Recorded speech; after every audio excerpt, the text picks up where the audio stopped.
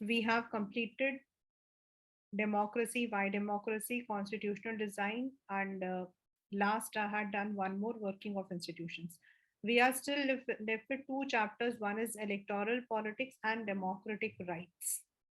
And as I had promised you ki today, that is Saturday, I was supposed to take this chapter, that is democratic rights, which I'm going to take today.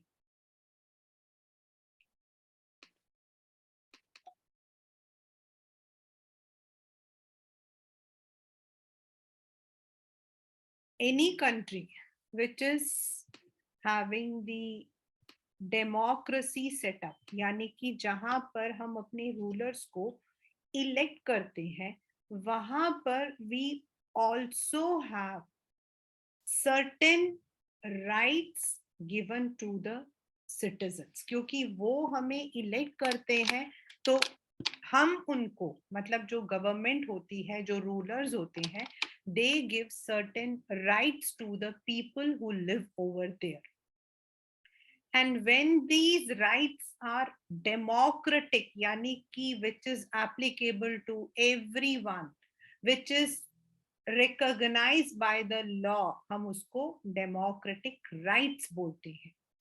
तो if we look into the story, अब हम लोगों को जो है, we have to go to 3 case studies. हमें 3 case studies पढ़नी है about 3 different countries जहां डेमोक्रेटिक यानी कि राइट्स नहीं थे. यानी अगर आपके साथ कुछ बुरा होता है, से anything happens to you, anything whatever it may be, you are having some way कि आप अपनी आवाज उठा सकते हो. मान लो आपके स्कूल में आपके बच्चे, आपको एक स्टूडेंट ने थप्पड़ लगाया, एंड वो थप्पड़ जो था वो दैट वाज इलॉजिकल, तो आप अपने टीचर को शिकायत लगा सकते हो कि भाई मैम, इसने, इस बच्चे ने जो है मुझे मारा. That is your right. अब वो क्यों मारा, किस लिए मारा, वाज द, मतलब जो मारा था वो सही था, गलत था, ये सब तो टीचर जो है बाद में पता लगाएगा. But you have the right to say that I was beaten. अगर आपके पास ऐसा कुछ नहीं होगा तो सोचो व्हाट विल हैपन. कोई भी जो है वो बिना डर के नहीं रह पाएगा. तो let us now first of all come to Guantanamo Bay. Guantanamo Bay आपका क्यूबा के पास है, which is one of the dreadliest detention camp.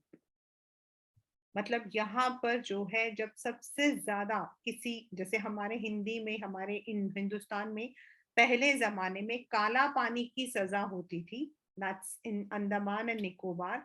Similarly Guantanamo Bay में उन लोगों को डिटेन किया जाता है जहां जहां जब उनको लगता है कि they have committed something very cruel. इनके हाथ और पैर बांध दिए जाते हैं.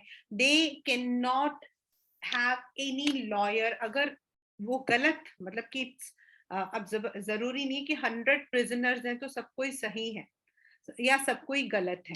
तो इवन अगर वो इनोसेंट है, but they can not hire a lawyer. वो कोई लॉ को नहीं ले सकते हैं. दे हैव, मतलब उनको बहुत बुरी तरीके से सजा दी जाती. they have to sit on the floors, they have to do many undoing works. तो जब अमेरिका में, यूएस के ऊपर 11/9/2001 को, 11 सितंबर 2001 को, when there was an attack on America, तो Americans were very angry, the US was very angry. And उन्होंने क्या किया, उन्होंने 600 लोगों को, मतलब they picked people from different countries, specifically from the eastern countries like आपका इंडिया, पाकिस्तान, मतलब सारे, और अराउंड द वर्ल्ड उन्होंने 600 लोगों को जो है पकड़ा जिन पे उनको शक था. दे वर सस्पिशियस ऑफ दोज पीपल कि इन लोगों का इस अटैक में जो है हाथ है. अब है या नहीं, it has not been proven, लेकिन देवर द वन जिनके ऊपर जो है अब उनको जो है उस ग्वांतनामो बे के अंदर डाल दिया गया. there is no law, and the prisoners जो वहां हैं, they are tortured, उनको टॉर्चर किया जाता है.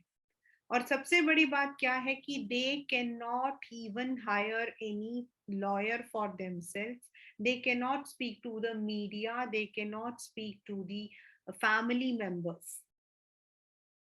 ऐसा तो नहीं होता है ना. इवन अगर हम लोग की कोई इंसान जेल में भी है तो उसका उसका जो दोस्त होगा, उसका जो फैमिली मेंबर होगा तो उससे तो मिलने जाएगा, but they are not allowed.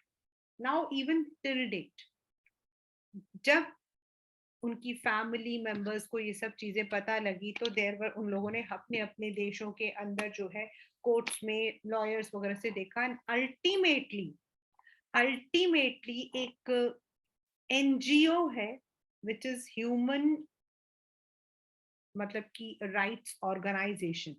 Human rights मतलब वो ह्यूमन, यानी कि हम लोगों के राइट्स के लिए लड़ती है. It fights for the rights. हमारे ह्यूमन राइट्स क्या है? खाना, शेल्टर, क्लोथिंग एंड मतलब कि एम्प्लॉयमेंट, ये हमारे ह्यूमन राइट्स हैं. Plus we should also get proper respect. तो ये जो एमनेस्टी इंटरनेशनल है, इन्होंने इंटरवेन किया, इन्होंने बिछाव मतलब कि बीच बिछाव किया, and they even targeted the UN तक को भी वो लेकर गए, and ultimately these people were given some rights but not everything. अभी भी यहाँ पर पूरी तरीके से it is not has been resolved. यानी कि even the person is a prisoner basic, लेकिन एक इंसान की तरह तो उसको आपको ट्रीट करना चाहिए. और अगर वो ट्रीट नहीं हो रहे हैं तो there should be someone who should help them, लेकिन इन लोगों के लिए कोई भी नहीं है. दे आर चेन्ड, यहाँ पे आप देख सकते हो वो चेन बने हुए हैं. Secondly, we come to another country called Saudi Arabia, which is actually a hereditary king. यहाँ पर जो राजा है, he is a heredity, मतलब राजा ही प्रिंस ही करता है. दो अभी जो प्रिंस है, he is very good. मैंने सुना कि वो बहुत ही अच्छा है. He is very calm, he is very composed. Still, there is no elections. जो लेजिस्लेचर है, लॉ बनाना है, तो जो बनाएगा वो राजा ही सेलेक्ट करेगा, उसको कौन एग्जीक्यूट करेगा वो भी राजा ही सेलेक्ट करेगा. There you can not form political parties और ऑर्गेनाइजेशंस, एंड रिलीजन वहां पर it is strictly Islam has to be followed. बाकी ऐसा नहीं है कि वहां दूसरे रिलीजन नहीं रहते हैं, ऐसा नहीं है, रहते हैं, बट वो लोग जो भी प्रैक्टिस करते हैं that should be in private. And जो वहां औरतें हैं इन सऊदी अरेबिया, वहां पर रिस्ट्रिक्शंस बहुत हैं. They have to live in that बुरखा, they can not openly go for the education. Education के भी उनके कुछ मतलब कि वो है सर्टेन लिमिट्स हैं, what kind of education they can go. It's not everything. जैसे हम लोगों के यहाँ तो कोई भी कुछ भी कर सकता है, ऐसा वहां पर नहीं है. They are more restricted. तो ये दूसरा देश. तीसरा है आपका, एक पहले जमाने में एक देश हुआ करता था जिसका नाम है यूगोस्लेविया. अब नहीं है, नाउ इट इज चेगोस्लेविया. स्लेविया करके दो अलग अलग है, चेक एंड स्लोवाकिया. तो Yugoslavia was divided into 6 different countries. वहां पर जब ये ऐसा नहीं हुआ था, मतलब जब वो 6 कंट्रीज में डिवाइड नहीं हुआ था, तो वहां पर दो तरीके के लोग रहते थे. एक थे सर्ब्स और दूसरे थे अल्बेनियंस. वहां पर दो तरीके के लोग रहते थे, एक थे सर्ब्स एंड दूसरे थे अल्बेनियंस.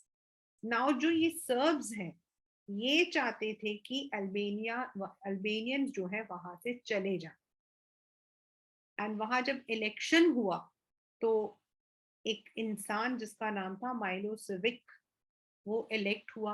और जैसे ही वो इलेक्ट हुआ, उसने क्या किया, उसने जो है लोगों को मारना, पीटना, लूटना शुरू कर दिया. There was a massacre, bloodshed, violence. जो भी आपको उनको लगता था कि ये अल्बेनियन है, उनके घरों को तोड़फोड़ कर दिया जाता था, उनको मार दिया जाता था, उनको बोला जाता था कि they should go out of the country.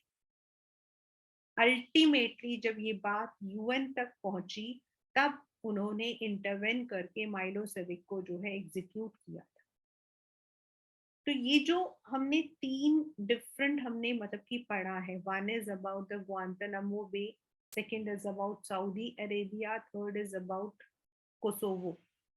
इन तीनों के अंदर हमारा सबसे बड़ा क्लेम, हमारा सबसे बड़ी कॉमन चीज क्या थी कि जो लोग थे उन पर कुछ भी अत्याचार होता था, whatever happen to them, they could not raise their voice, क्योंकि कोई था ही नहीं, there was no judiciary, there was nothing जहां पर वो जाके आवाज बचाएं।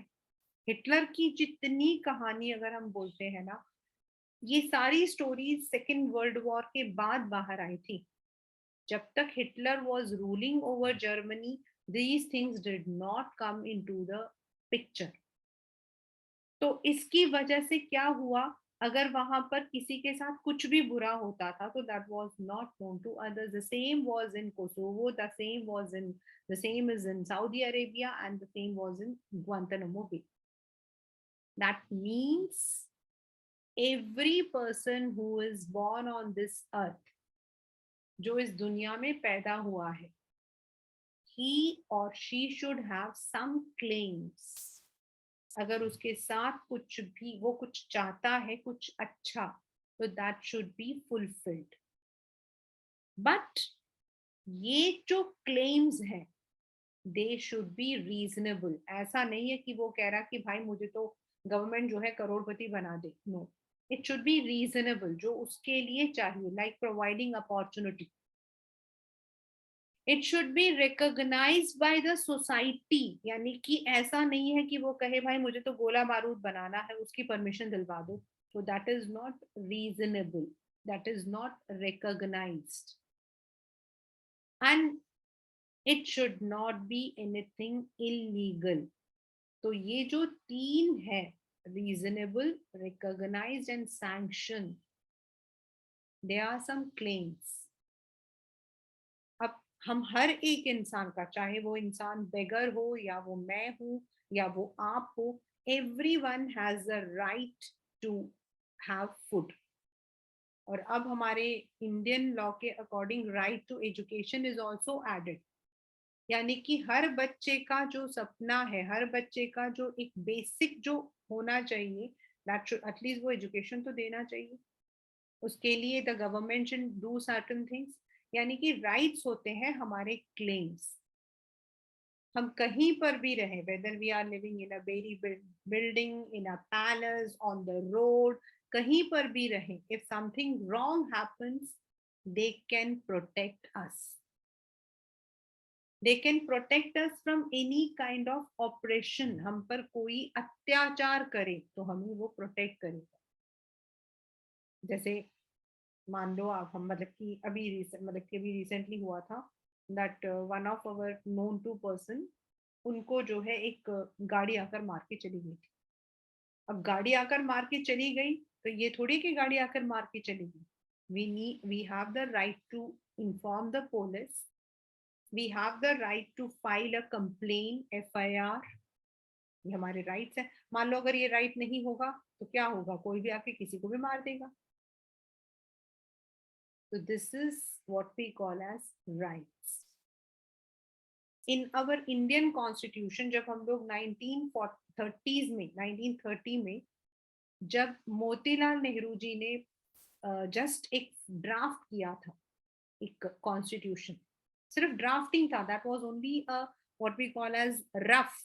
उस वक्त में ही हैड गिवन सर्टेन राइट्स, जिसके अंदर उन्होंने एक दिया था, और वो था universal adult franchise, right to equality.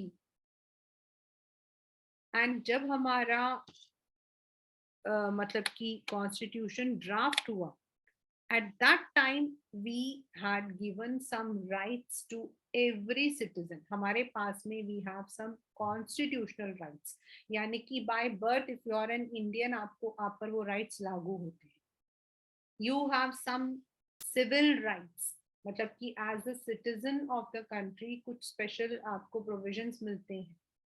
You have directive principles of state policy जहाँ at on special occasions आपको प्रोटेक्शन मिलती है. तो इंडियन कॉन्स्टिट्यूशन में हम लोगों को जो पहला राइट दिया है वो है राइट टू इक्वालिटी. अगर बच्चा आपके पेपर में राइट टू इक्वालिटी आएगा तो आपको ये 1 2 3 4 चारों पॉइंट्स लिखने, यानी कि in the according to the constitution. Constitution जो है वो हमारा चलता है अकॉर्डिंग टू जो हमारा है लॉ है, लॉफुल. तो जो भी हमारा गवर्नमेंट होगा it has to work according to the law. There should be equality, no one should be discriminated. वो काला है, गोरा है, लड़का है, लड़की है, राजा है, रंक है, एवरीवन इज इक्वल. और सबको हमें लॉफुली देखना है, अपने पर्सनल लेवल पर नहीं देखना है. देन दीज everyone, हमारे यहाँ 1947 से पहले we used to practice untouchability, जिसके अंदर कुछ पर्टिकुलर जो कास्ट होते थे they were not allowed to go to the public places, well, park. तो अब according to the constitution every person has the access to every place. आपको कहीं पर भी जाना हो जाओ, कोई आपको नहीं रोकेगा कि मंदिर के अंदर आप क्यों जा रहे हो या आप पानी क्यों ले रहे हो. Then everyone has the right for equal opportunity, यानी कि जॉब अगर आपको चाहिए, if you want job, if you want employment, if you want education, कोई आपको डिनाई नहीं कर सकता. कोई आपको ये नहीं कह सकता कि आप इस मतलब कि कास्ट को बिलोंग करते हो या फिर आप इस रिलीजन को बिलोंग करते हो, हम नहीं देंगे. There is equality. This is right to equality. The second right which we have is right to freedom. जो right to freedom है बच्चा, ये आपका अलग से क्वेश्चन आता है. Right to freedom is also called as cluster of rights. Cluster का मतलब होता है झुंड. क्यों? क्योंकि इसमें बड़े सारे rights हैं. Right to freedom of speech and expression, right to freedom of to assemble, right to freedom to form unions and associations, right to freedom of moving freely, right to freedom of residing anywhere, right to practice any. तो ये इसके अंदर आपके जो है you have 6 different rights. पहला freedom का मतलब होता है, ये हमने लिया था फ्रॉम फ्रेंच रेवोल्यूशन. तो जो हमारा पहला है वो है that everyone has the right to speak and express his or her views. But his और हर व्यूज का मतलब ये नहीं कि आप किसी को गाली गलौज करो. मतलब अगर आपको रूलिंग पार्टी के खिलाफ कुछ बोलना है, आप न्यूज़पेपर, रेडियो, मीडिया के थ्रू एक्सप्रेस करो in a polite manner. Second is right to assemble, यानी कि अगर आपको लगता है कि you want to protest against your company, आपको अपनी कंपनी के खिलाफ मोर्चा निकालना है, आप यूनियन फॉर्म करो, मिलजुल कर आप जो हो अपनी कंपनी के खिलाफ आवाज उठाओ. स्टूडेंट्स यूनियंस हैं, वर्कर्स यूनियंस हैं, ट्रेडर्स यूनियंस हैं, मतलब हर एक जो काम करते हैं सबका यूनियन होता है, आप करो. टीचर्स यूनियंस हैं. Participate but in a non violent way.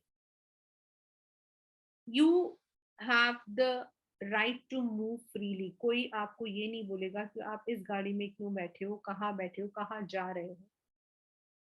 You can reside in any part of India. You don't require any kind of what you call as visa or anything. आज आप दिल्ली में हो, कल को अगर आपको जॉब मिल गई, you want to settle down in Kolkata, go there. You have the right to practice any profession, occupation or business. आप ये नहीं बोल सकते कि you belong to this caste तो आप ये profession नहीं कर सकते हो. You cannot become a doctor because you are this caste, ऐसा नहीं बोल सकते. बट जो भी हमारा प्रोफेशन होगा दैट शुड बी लीगल. मैं गुंडा बनना चाहता हूँ या फिर मैं बॉम्ब बनाना चाहता हूँ, that is not a right. The next हमारा जो राइट है वो है राइट अगेंस्ट एक्सप्लॉयटेशन. हरेसमेंट बहुत सालों में कई बार हुआ है कि बच्चों को, औरतों को खरीदा बेचा जाता है.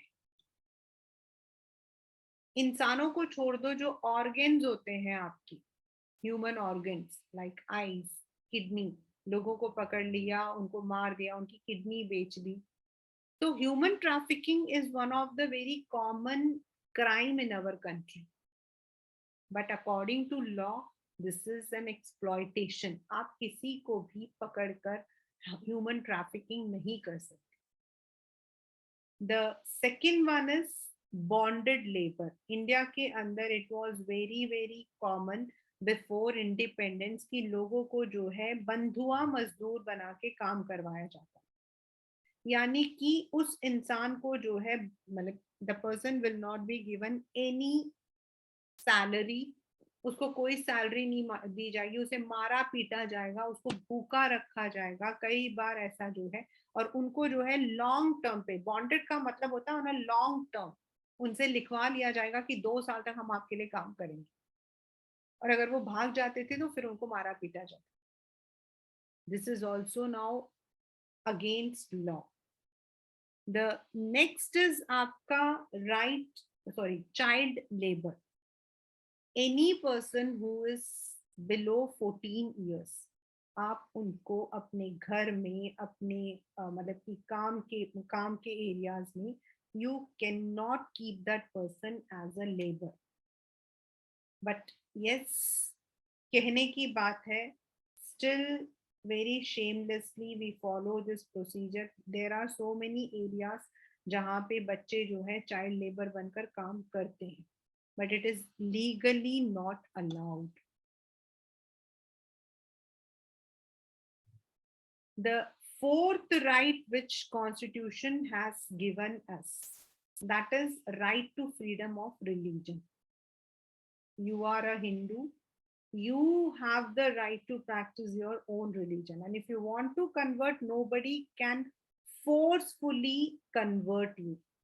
आपको कोई जबरदस्ती जो है, फोर्सिबली जो है आपको कन्वर्ट करने के लिए नहीं बोल सकता. पहले ये सब चीजें बहुत होती थी कि आप इस रिलीजन में कन्वर्ट कर लो, आपकी मर्जी, आप कन्वर्ट हो, but nobody can forcibly convert you.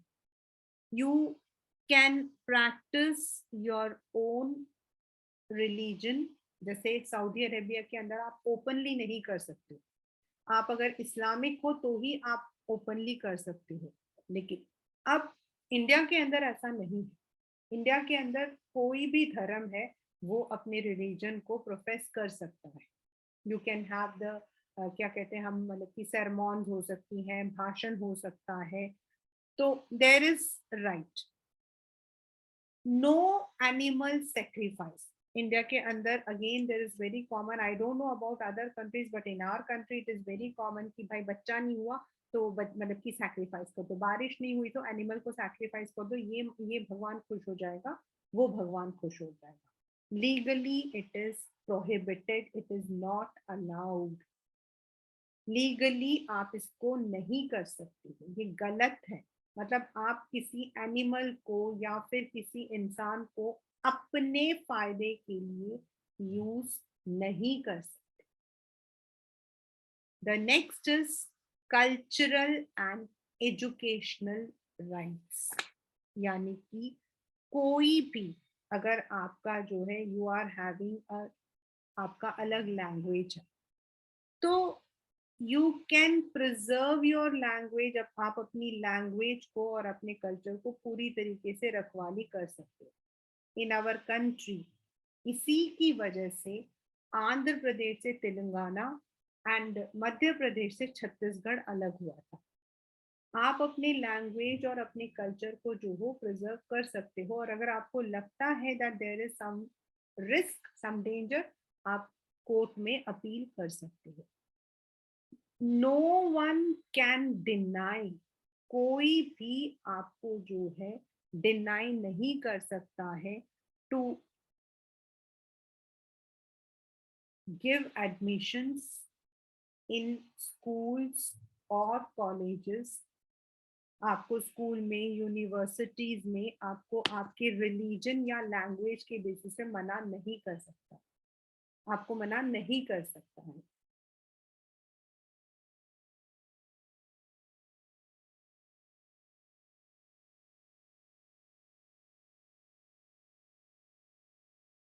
And about all, हमारे यहाँ कुछ लोग जो हैं they are in majorities, like Hindus में भी आपके कुछ पर्टिकुलर कास्ट आपके बहुत सारे हैं, but there are some people जिनकी पॉपुलेशन कम है। क्रिश्चियंस हमारे यहाँ पर ओवरऑल अगर हम लोग देखें इंडिया का 1.43 पॉपुलेशन अगर बिलियंस देखते हैं, तो उसके अंदर क्रिश्चियंस का जो पॉपुलेशन है वो कम है। सिख यानी कि जो सरदार है उनका पॉपुलेशन कम है, तो इन लोगों को हम लोग जो है माइनॉरिटीज कहते हैं। तो they have the right to establish their own educational institution just to preserve their culture.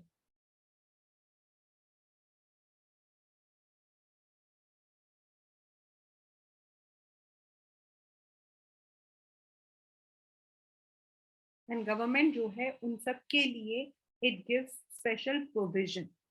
जैसे अगर आप देखो तो क्रिश्चियन माइनॉरिटी स्कूल्स होती हैं, then you have the Sikh minority school. तो ये क्यों होती है? This is because they are able to preserve their culture and their own, अपनी लैंग्वेज अपने कल्चर को वो प्रिजर्व करते हैं। अब ये तो हमारे थे कि भाई ये तो हमारे बेसिक राइट्स हैं। इन सब राइट्स का एक बाप है, फादर है, और उसको हम कहते हैं राइट टू कॉन्स्टिट्यूशनल रेमेडीज। यानी कि अगर हमारे ऊपर जो 5 राइट्स हैं, इनमें से कोई भी एक राइट अगर हमारा वॉयलेट होता तो हम कहाँ जाएंगे? तो we can approach the courts. हम लोग जो है कोर्ट्स में जाकर अपनी पैरवी कर सकते हैं। We can file PIL। अगर हमें लगता है कि एक पूरे ग्रुप, एक पूरी कम्युनिटी का राइट खराब हो रहा है, तो आप PIL डाल सकते हो। यानी कि अंडर, और हम लोग किसके अंडर डालते हैं? अंडर कॉन्स्टिट्यूशनल रेमेडीज, यानी कि हमको रेमेडी दो, हमको मतलब कि इसके लिए सोल्यूशन दो। इसके अगेंस्ट जो है we get all the justice. तो this is how Indian constitution has provided some rights. अब हम इनको कैसे करते हैं? As I said, we have the constitutional जो राइट है, इसको डॉक्टर BR अम्बेडकर जो है वो कहते हैं, उन्होंने बोला था this is called as heart and soul of our constitution. उन्होंने इस राइट को बोला था हार्ट एंड सोल, यानी कि अगर ये राइट होगा तभी तो बाकी राइट्स को हम यूज कर सकते हैं, तभी तो हम बाकी राइट्स को यूज कर सकते हैं, अदरवाइज हम कैसे यूज करेंगे? भाई अगर ये राइट नहीं होगा, मतलब हम किस आधार पर जाकर कोर्ट में पैरवी करेंगे? तो this is the right under which we can apply in the court against any injustice which is done by any person or by the government. But over the period, no doubt, as I said, हमारे यहाँ we have PIL, public interest litigation.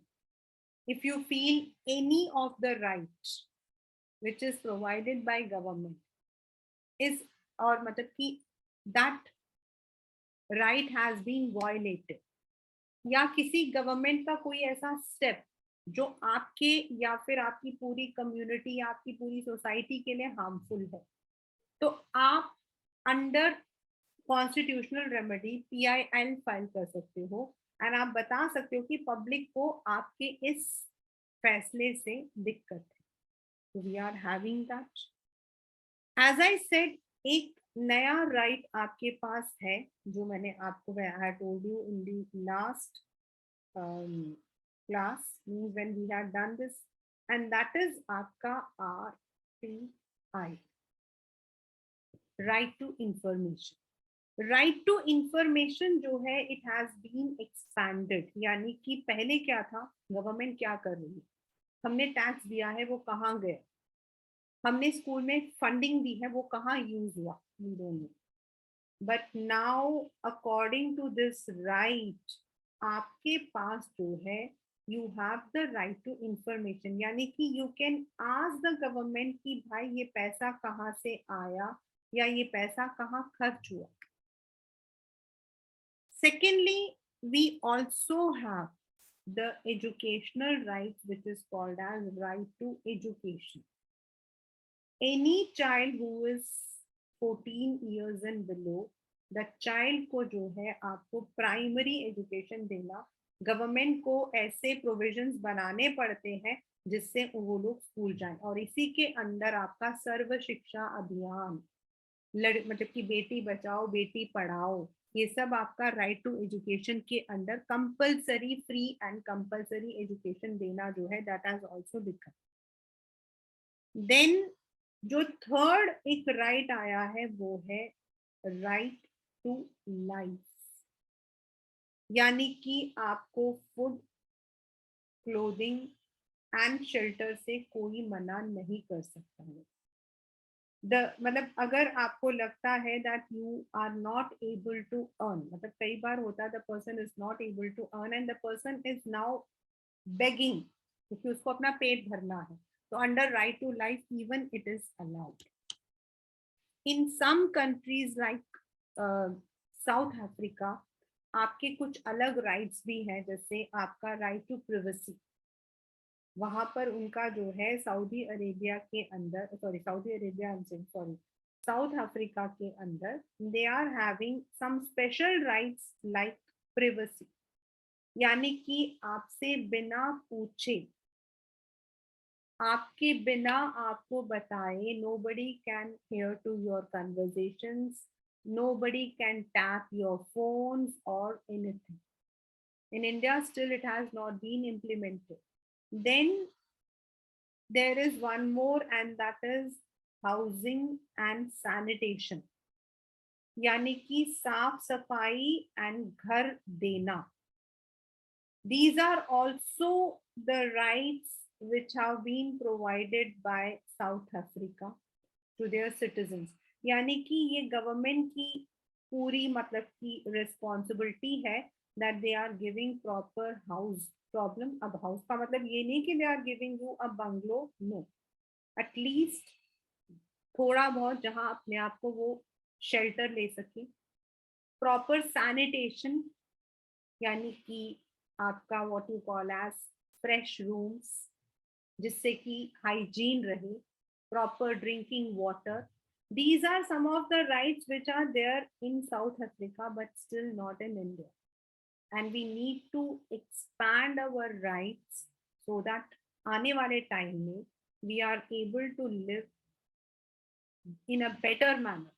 तो ये जो rights होती हैं बच्चा, जो हमें डेमोक्रेटिक हम बोलते हैं, कुछ हमारे फंडामेंटल राइट्स हैं तो कुछ हमारे डेमोक्रेटिक राइट्स हैं। दीज राइट्स हमें जो है प्रोटेक्ट करते हैं from any kind of harassment.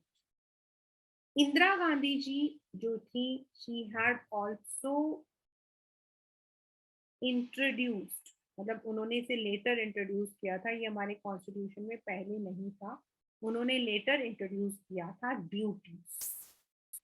Rights यानी कि हमें जो क्लेम मिल रहा है, हमें जो फायदा मिल रहा है because we are an Indian, but it also has certain duties, और बिना ड्यूटीज के कोई भी राइट जो है ना वो कभी भी पूरा नहीं हो सकता।